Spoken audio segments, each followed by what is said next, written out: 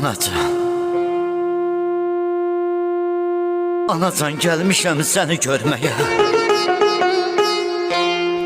Mən sənin qəhrəman igid balanam.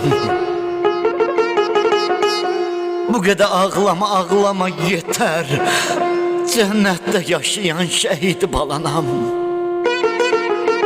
Necə ağlamayım oğul, ay oğul. Sənin yoxluğuna dözə bilmirəm. Bu ağır dərdimi kiçik ürəkdə istəsəm də belə çözə bilmirəm. Atama da söylə oğlun gəlmişdi. Sizlərə cənnətdən salam söyləyir.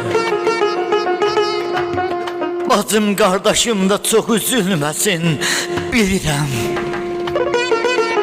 Bilirəm mənim üçün yanıb göynəyir.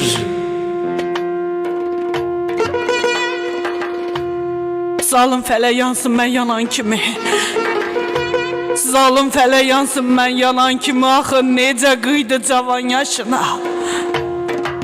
Adına qurbanam sənin ay oğul, adını yazdılar məzardaşına. Gəlib məzarımda belə deyirsən. Gəlib məzarımda belə deyirsən. Balamın nə yaman yuxusu gəlir. Mən cənnətdən gəldim səni görməyə, anacan. Səndən cənnətin qoxusu gəlir. Nə olar qurbanın olum. Nə olar qurbanın olum ay oğul. Gəl məni qoyma sən həsrət içində.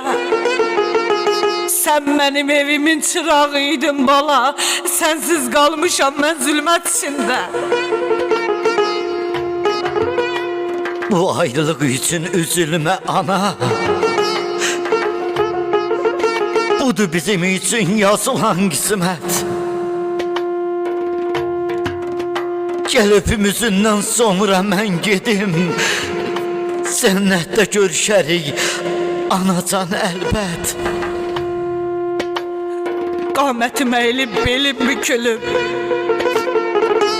Qamətim əyilib, belim bükülüb. Həsrətdən ağarıb mənim tellərim. O görüş nə zaman qismət olacaq? O görüş nə zaman qismət olacaq? Ağlamaqla keçir sənsiz günlərim. Anacan, anacan, nə olar səndən bir xahişim var. Mənim üçün üzülüb yasda saxlama. İstəyirsən cənnətdə mən rahat olum. Nə olar anacan, anacan, mən üçün ağlama. Tükendi səbrim. Tükendi səbrim, yoruldum daha. Ölürəm ay bala, yetişim daha. Səni and verirəm qadir Allah'a.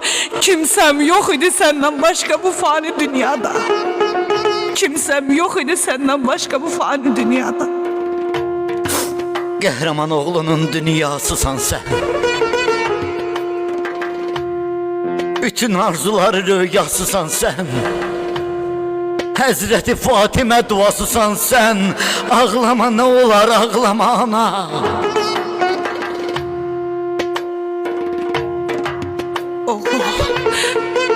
Oğul, tükənirəm mən.